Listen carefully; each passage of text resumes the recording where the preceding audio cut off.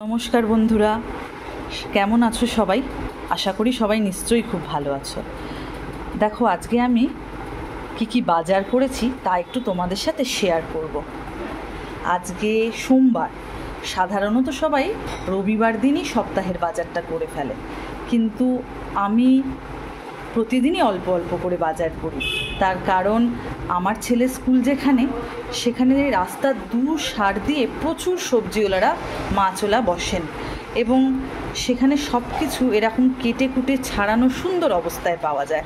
তার ফলে আমাদের খাটনিটাও খুবই কম হয়। আর এরকম কেটে কুটে ছাড়ানো অবস্থায় পেলে আর দেখে কে। ওখানে কচুরলতি, মোচা, থোড়, এঁচোড় সবই সুন্দর করে কাটাকুটি করে ওনারা বিক্রি করেন।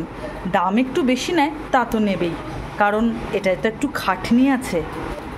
এছাড়া আজকে কিনলাম ছেলের জন্য মাংস, একটু বেশি করেই কিনে রাখলাম, ও মাঝে মাঝে খেতে চায়। 1 কিলো মাংস, এখন মাংস মোটামুটি 220 টাকা কিলো দরে বিক্রি হচ্ছে। আর কিনলাম পাবদা মাছ। দেখো, পাবদাগুলো কিন্তু দেখে খুবই ফ্রেশ মনে হচ্ছে। পাবদা মাছ মোটামুটি 500 টাকা কিলো চলছে।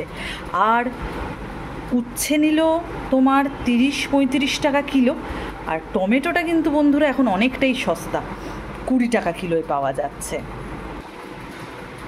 এই মোচা নিল বন্ধুরা 30 টাকা, আমরা 300 কিনেছি, এখন 100 টাকা কেজি চলছে। মোচা আর থোড় দুটোই নিয়েছে 30 টাকা করে, আমি 300 করে কিনেছি। আর লঙ্কা নিয়েছি 30 টাকা কিলো দরে। তাহলে বন্ধুরা, তোমরা কবে কবে বাজার করো সেটাও কিন্তু জানিও আমায়। নমস্কার বন্ধুরা, সবাই খুব ভালো থেকো।